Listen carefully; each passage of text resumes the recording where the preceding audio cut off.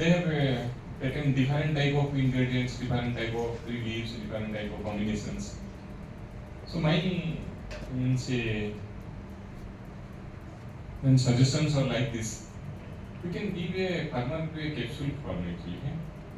So what we should finally give actually, because we have studied number of plant phytobiotics. We have studied the composition of the products like this actually.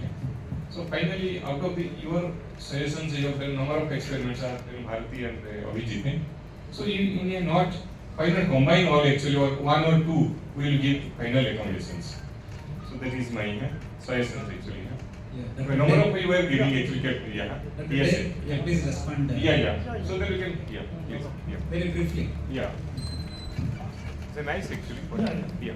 Thank you, sir, for your suggestions. Yeah. Rightly said. Definitely it should be farmers friendly. And I can say that what we prepare these compositions, sir. So it is a composite feed additives, and we are trying to make a capsule form to give it to this feed company or the farmers, so that he can add it to this your feeding system. He can add it to this feed, or getting the benefit of this composite feed additives. Thank you, sir. Thank you, Dr. Dave. Yeah, please.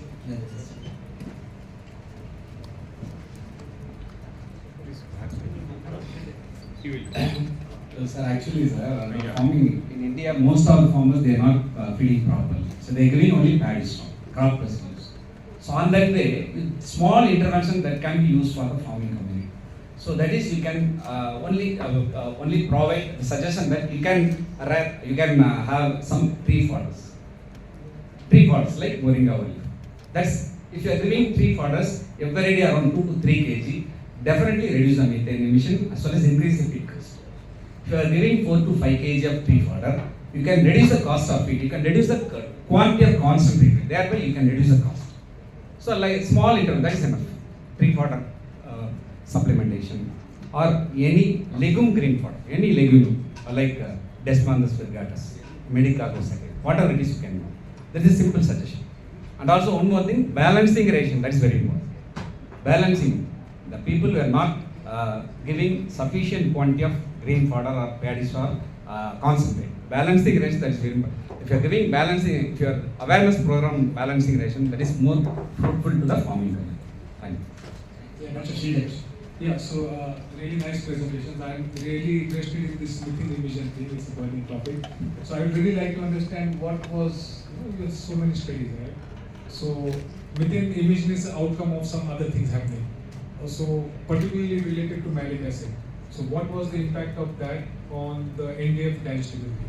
So how much percent NDF digestibility was improved, or any comment? Otherwise we can discuss later on. Okay. So actually, we are adding around 0.5% malic acid, maximum 0.52. In that 0.39% added, that is equivalent with the malic acid present in the forages. We are not exceeding the level. So the minimum level is not disturbing NDF digestion. So it is not my small comment. Country like India, even now the compounded feeding practice using concentrate has reached only 15 to 18%. So almost 80% is still going with traditional feed. So when thinking of a direct capsule form, talking pan-India preference, it may not be possible. Every 50 kilometers, there is a total random shift in the feeding practice. I think I should appreciate Dr. Bharati.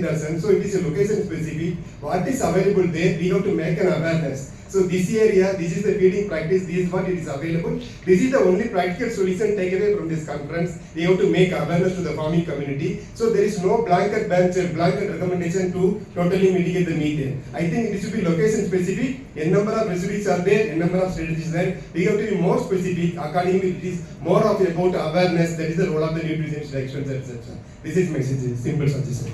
Thank you so much, sir. Thank you so much. Guys, the function of challenge. Dr. Bharati, you have done a wonderful job of finding almost 7-8 ingredients that can be given as a small supplement to the farming community, which is affordable. Okay, then how to move forward? How to make awareness that the milk increase due to giving such products, increase in milk yield, deviation of the energy that is lost through the methane, saved and then diverted to milk production. If that farmer is able to be convinced. No, sir, actually we are giving only suggestion, recommendation, we are giving this definitely. Any national program to move forward, way forward? So regular, we are giving awareness program or training program that has to be disseminated to farmers. Awareness, providing awareness and training program with regard to how to methane, why we are going to, why we can reduce the methane emission. That is very important. Why, and how it can be affected on increasing milk production. That has to be disseminated to the farmer. This is a nice way of increasing the milk yield. Farmers will be interested. Yes. So that way you can move forward. I think under our ASRP network, SCSP, TSP program, I think many of our teachers and are taking up these recommendations at village level. Thank you. I have one, sir, I have one clarification for you, President. The environmental control houses, is it relevant, is it feasible, is it profitable in a long run and Indian conditions? It's a very good question, sir. The first farmer who started environmentally controlled shade for layers was in 2011. He feels a bit difficult for that time because he spent for 1 lakh bird 11 crores for establishing a DC shade. Now it is costing around 900 rupees per bird. If you want to start a 1 lakh bird for DC shade, it will be 9 lakh. The thing is, in the area of increasing temperature, see, India is a tropical country with about 9 months of the period. The whole year is hot season. So mitigating hot season is another challenge. So in one way, the farmer is really feeling that feed intake is come down to 102 grams, whereas the open shade is 109 grams. So he's saving 7 grams. He feels it's very good. Exercise is proper, peaking is good, and then birds productivity is also elongated to 110 weeks. So this is very advantageous. A lot of farms are coming up. I think almost, to my knowledge, 11th farm is being put in Tamil Nadu alone. So a lot of inquiries, a lot of people are coming and seeing the farms. So the future belongs to easy. So in a tropical country like ours, Definitely it is possible. Yeah, Quite possible. Thank you, sir. Any more questions? One or two? If no questions are there, I congratulate and thank all the three speakers for keeping the time well in advance and making a wonderful presentation on the theme climate change and nutrition physiology. If my co-chairman have. Hello. So I thank all the three speakers.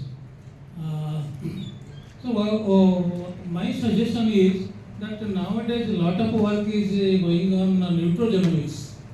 So can we not work on genetic engineering so that we can change some microbial pattern, microbial fermentation pattern, so that we can restrict the methane production. So also in the same procedure, we can utilize the methane produced. If you can change some microbial genetics, we can we have to take the assistance. I have personally I don't have much knowledge on genetic engineering, but all nutritionists are here. So can we not take up some projects? So because we are trying on strategic supplementation and also feed combination. So a lot of things have been done already. So on this aspect, can we not work?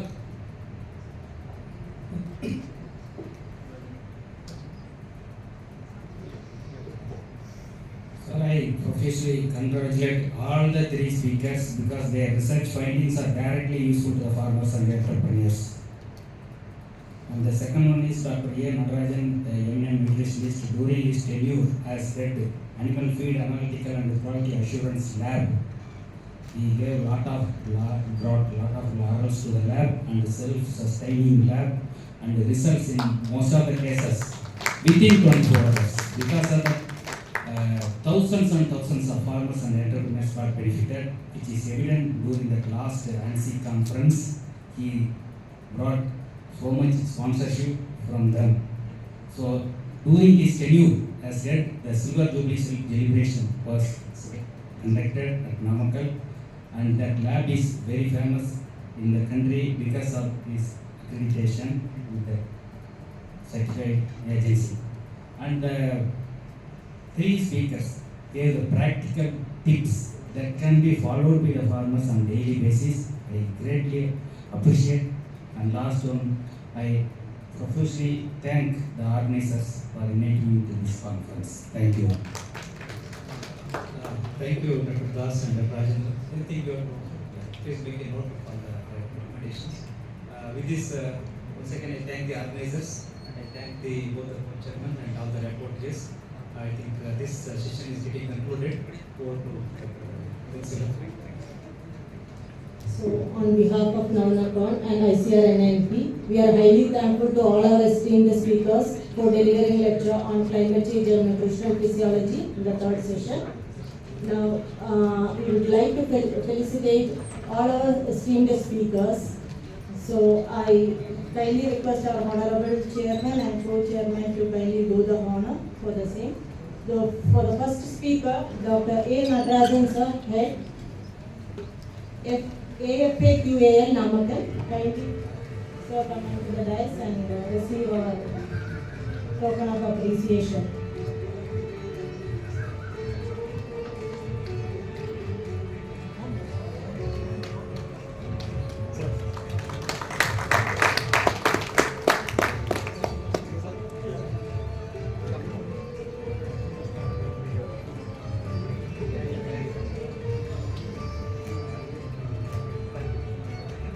Our next speaker, Dr. Avijit Dev, Head ICAR-CIRB Research, kindly requesting sir to come over there for receiving our token of appreciation.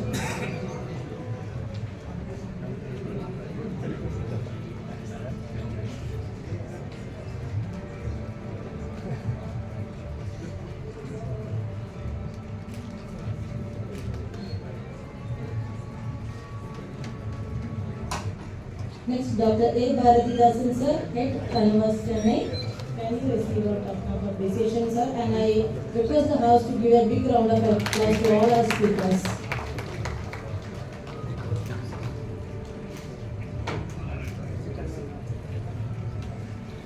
Thank you sir for doing the honors. So, before we conclude this session, now is the time to honor our chairman, co-chairman, and the rapporteurs.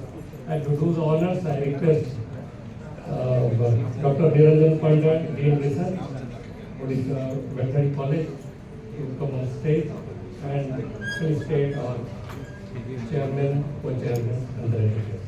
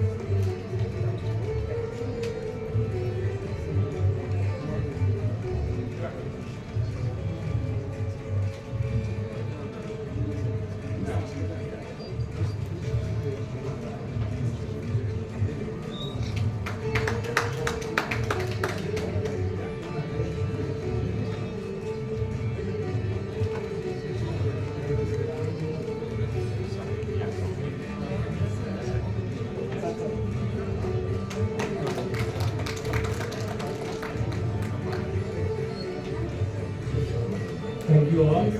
So now I call upon the chairman and the co-chairman of the poster session